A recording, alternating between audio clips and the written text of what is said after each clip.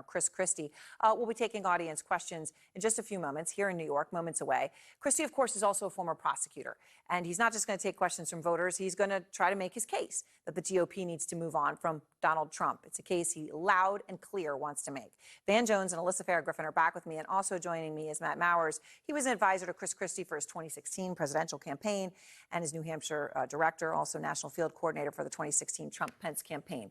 Okay, so you know all the players here, actually from all sides. So let me just start with this. You do go way back with Chris Christie.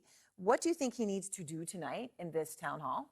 Well, he needs to do what he started last Tuesday when he kicked off his campaign. And I don't know if you watched that town hall meeting in New Hampshire where he went for over 2 hours. It was a real give and take. He needs to show who he is, right, and be himself. And, he's already been positioning himself as the tough-talking former prosecutor who can take the case against Donald Trump. After Thursday, that takes on a totally different meaning.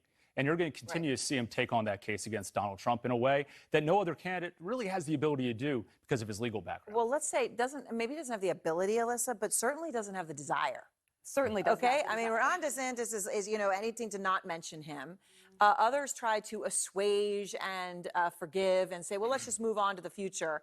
The only person taking this fully by the horns, Asa Hutchinson is in a polite way. But in the Chris Christie style is Chris Christie. Here's just some of what we've heard from him already. He is such a spoiled baby. He's a juvenile. He's a puppet of Putin. A bitter, angry man, a lonely, self-consumed, self-serving mirror hog. Okay, and that one actually seemed that he was thinking it up as he was going. It wasn't even a recited line. Very shy, reserved. The only Republican talking like this.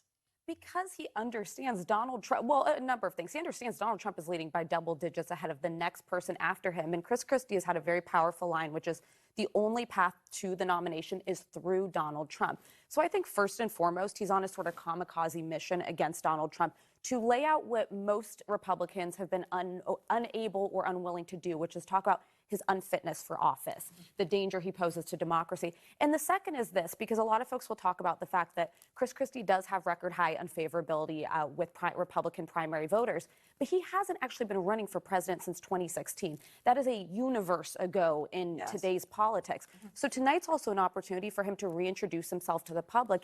And we know this GOP, unlike the GOP of past, they like a fighter. They like somebody who's angry and worked up.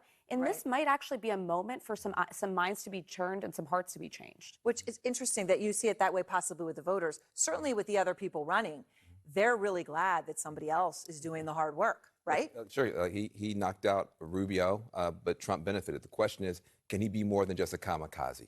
That's the question for Chris Christie. And I think the way that he does it, first of all, strength. At the end of the day, people like Trump because he's strong. Chris Christie is also strong. And then the question is, can he define a politics that's not just anti-Trump? What does he want to do with the party? Because if you keep putting pins in this balloon, the Trump balloon, it's never going to pop, but it can deflate over time.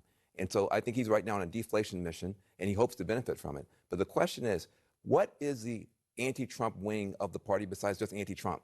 If Chris Christie can be the toughest guy out there against Trump and has something to say beyond, I would do Trump just better, he has a chance for the party to move toward him. Do you have, any sense from internal polling data or anything that Republican voters, some of these, the unmovables, I'm just going to call them that, right? But they are the Republican primary voting base, right? You need to get some unmovables to move if you're going to win, right? Do you have any data that shows that this sort of fighting strength with strength, not trying to assuage or appease, will work? Of course. I mean, look, I live among those voters, right, up in New Hampshire, and I will tell you that they are looking for someone who's going to be strong enough to take it to Biden, strong enough to, stand up to Xi Jinping, strong enough to take on a Democrat Congress or member, Nancy Pelosi, you name it. That's what the Republican Party is looking for, is that fighter right now. They're not looking for someone just to go along and get along. And by the way, that also means not just go along and get along, to agree with Donald Trump. And that's going to be the key distinguishing feature for Chris Christie, not tonight, but in this race. I mean, ever since Chris Sununu announced he wasn't going to run last Monday, that, for lack of better words, lane or that path is clear for someone like a Chris Christie, who's the only one out there talking like this. And quickly, he's polling at 1%, and pretty much everybody's down at pretty much nothing except for DeSantis, and 38 points ahead is Trump.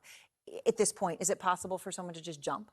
It's possible, and I'd say this. We talk about primary voters in the sense of those who always turn out in primaries, but any registered Republican voter in most of the early primary states can come out and vote. So if he goes to the New Hampshire and he actually activates voters who didn't turn out in previous cycles, there's a path to move up in the polls. All right. Well, thanks very much to all of you, and thanks to all of you for joining us. CNN's Republican Presidential Town Hall with Chris Christie, moderated by Anderson Cooper.